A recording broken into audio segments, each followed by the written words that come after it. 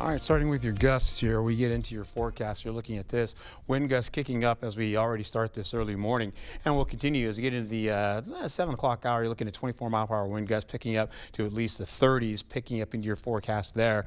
You'll see those winds continue to hustle as we go right into the noon hour, and then begin to slow down and track down as we go into the 1 o'clock and 3 o'clock hours. You can see it kind of dropping down from at least 17 to at least 22 to our east.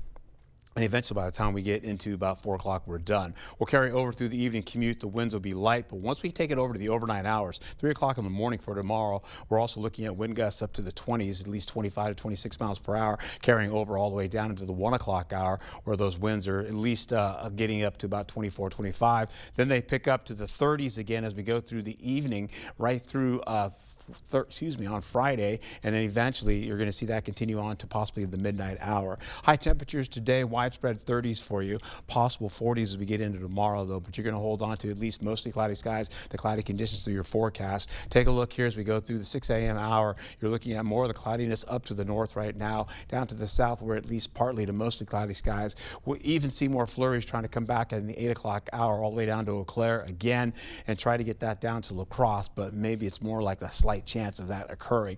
Up to the north, though, you have more of a chance of that looking pretty good for you. As we go into it, though, we'll finish out with the cloudy skies throughout the day. Kids are getting picked up from school at 3 o'clock.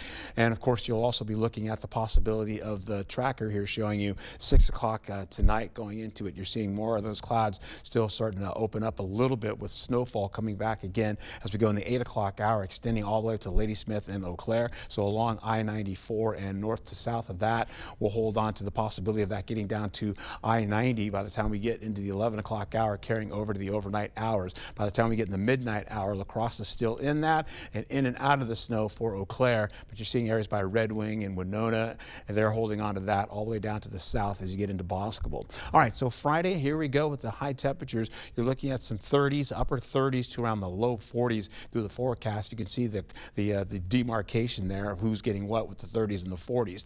We'll also see as we go through it today and then tomorrow, you've got a low pressure system coming back again and dragging. That warmer air also associated with that as well, kind of moving into the area. That's why we're staying so warm and getting into the 40s with the possibility of that. Here comes the warm air, or the warmer air associated with it following that, and eventually that's going to carry over and drop down into Saturday with cold air advection coming in the Saturday morning, and that's going to drop in temperatures coming in out of Canada. We'll also be looking at the snow tracker, as you can see, maybe about an inch or less, but most of that is not in our area as we finish out for the day. Going into tonight, you're going to see that also to be pretty weak to finish out the forecast. All right, so as we finish out, we're looking at the next few days here, carrying over to the next 8 days, 30s, 40s, and then the temperatures just plummet as we go through Saturday and drop down to 0 or less as we go through Sunday. So it's a weather alert day, Saturday night going into Sunday, Monday, and Tuesday. Back to you, Alexandra.